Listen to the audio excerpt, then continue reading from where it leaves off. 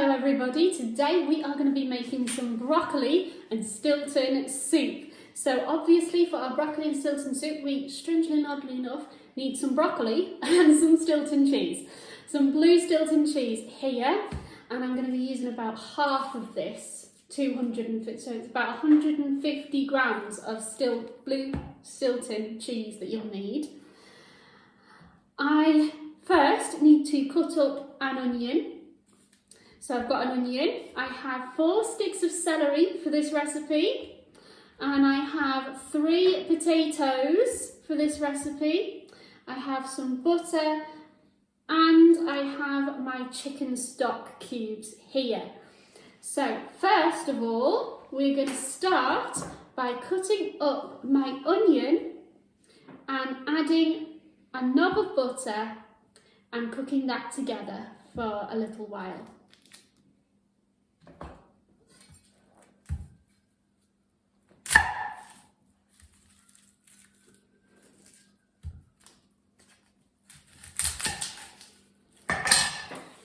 So remember to top and tail your onion, making it flat and easier to cut.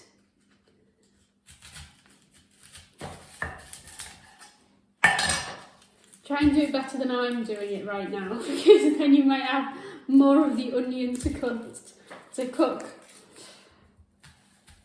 And then I'm going to cut that onion in half, now after top and tailing it, and I'm just going to find the skin. And I'm going to pull the skin off, which is kind of like a waxy textured thing. I'm going to pull all that off and put it in the corner. I'm going to do the same with this half. And then I'm going to make sure that I don't have any flakes of skin or any nasty bit that I don't want in my food off my chopping board. So we're now going to dice our onion. So I start by putting one finger at one end, my thumb at one end, and the longest finger I have on my hand at the other end. And then I just quickly slice it all up. And then I turn it around.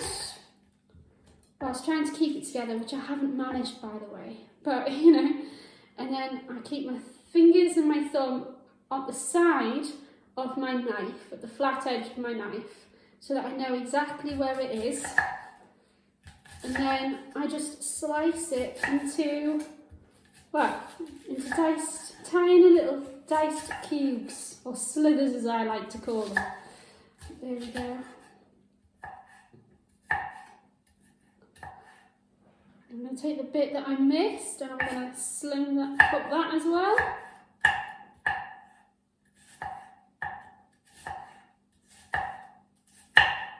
Remember, the more evenly you cut something, the more even time it takes, more of an even time it will take to cook, okay? Because it's the same thickness and the same width. So there's my onion. Oh, I'm wanting to cry. Again.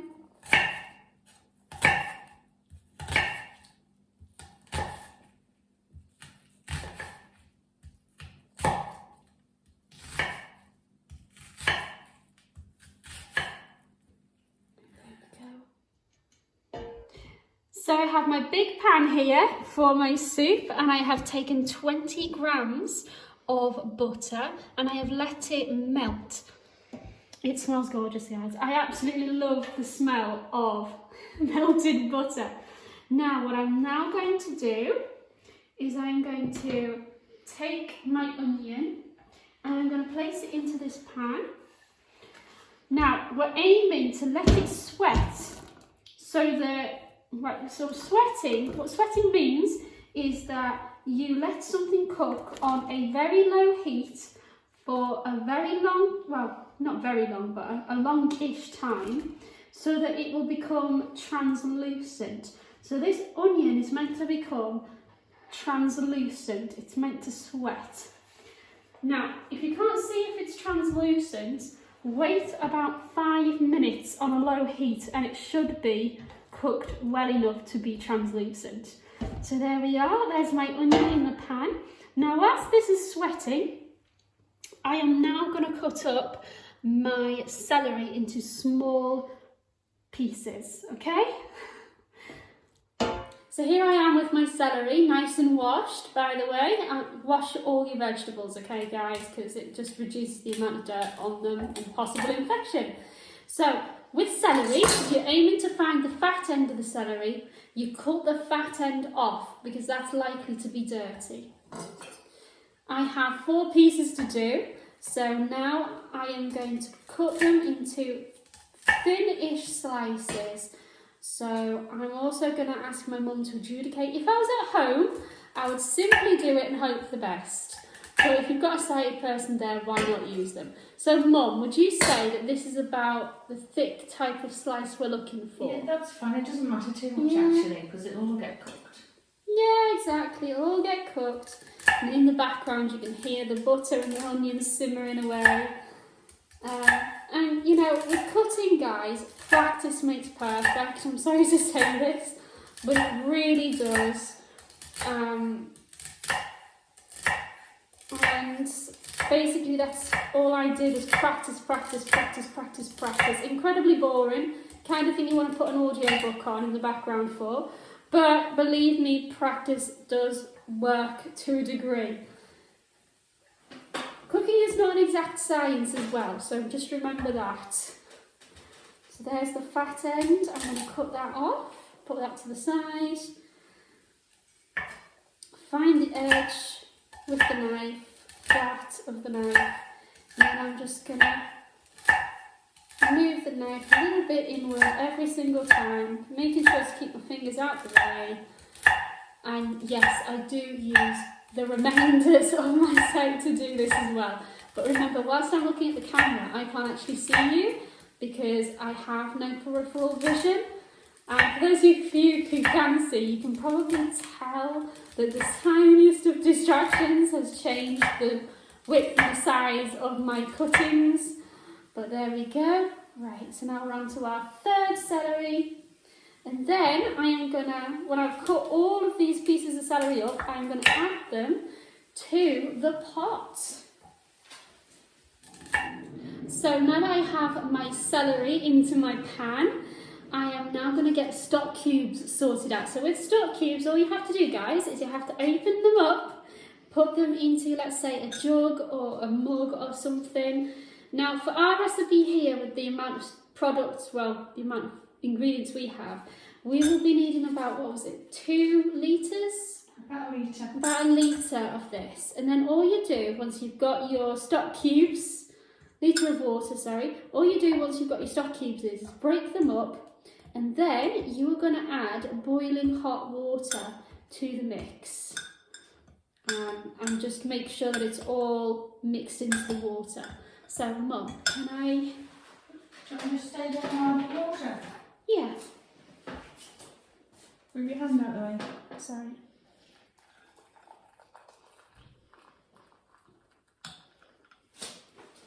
Now, obviously, if I was doing this at home, again, guys, I would do this by weight, to be honest, or I would just put it under my tea machine, which just boils up water anyway, and that will do in terms of having hot enough water to dissolve these stock cubes and their flavourings into the jug.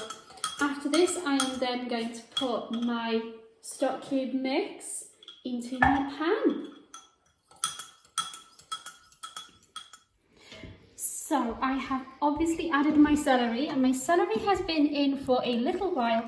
In a perfect world, I'd have probably left it for a little bit longer to make sure that it was cooked. But since it's going to be fully cooked anyway with everything else, I'm just going to get on with the next step. I am going to add some salt to the mix and some pepper, and then I'm going to add my stock water. Okay.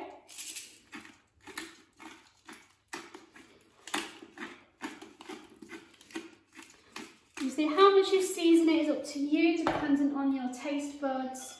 Now the next bit, don't do what I do and forget to take the fork out or the spoon out that you've been using to mix your stock. and be careful of any splashes. So put it against your pan and tip quickly. And then hopefully you won't get splashed with very, very hot water. I am going to get another one of those jugs full of boiling hot water to put into this pan.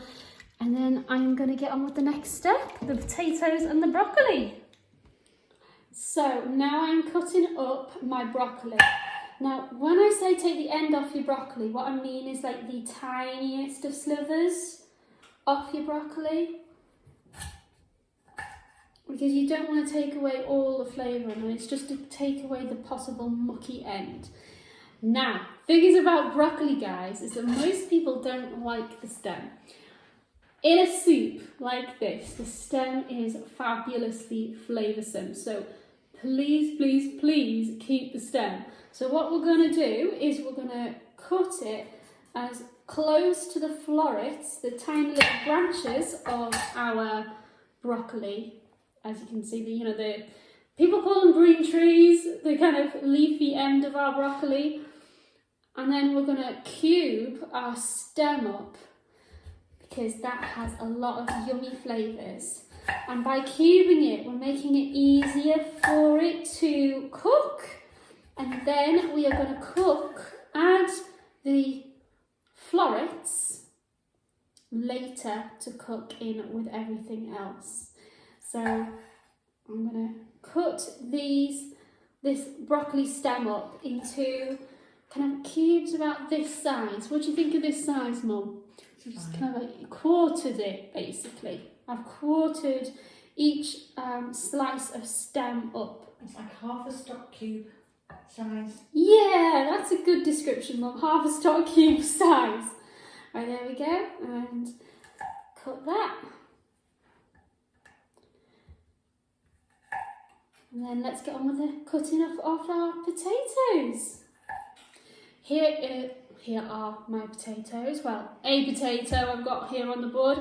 And we are going to cut that up into cubes about the same size as the cubes that we've made for our broccoli stem. Now, when I have done this, guys, I am going to add it to my soup, because that's where my broccoli stem is now. And then we'll move on to our next step. So here is my pan with everything in. I am now going to add my potatoes. Then I'm going to put the lid on and let it simmer for half an hour, 30 minutes. Because that should be the right amount of time for every single thing in this pan to be cooked. Now, this bit's important, guys, okay? So 10 minutes before I take the lid off, in half an hour, I'm going to add my florets, okay?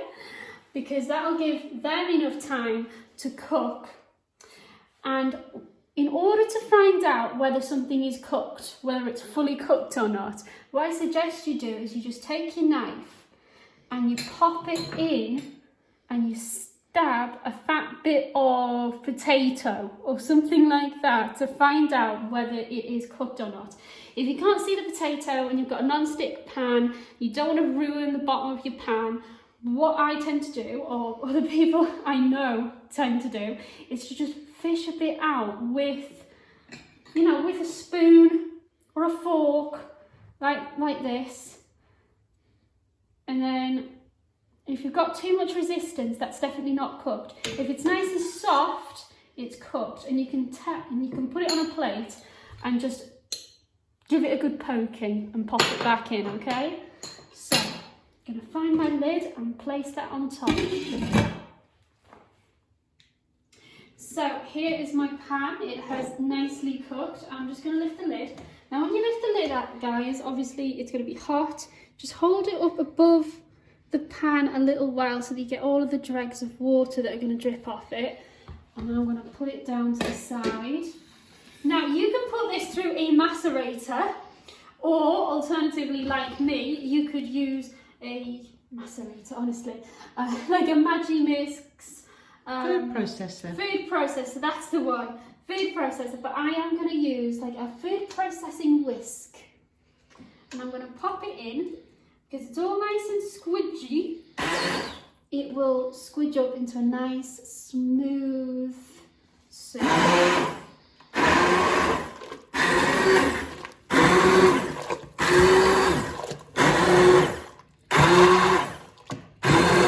So as you can see, it's so soft, it is so easy to macerate and make into this lovely greeny cloudy soup.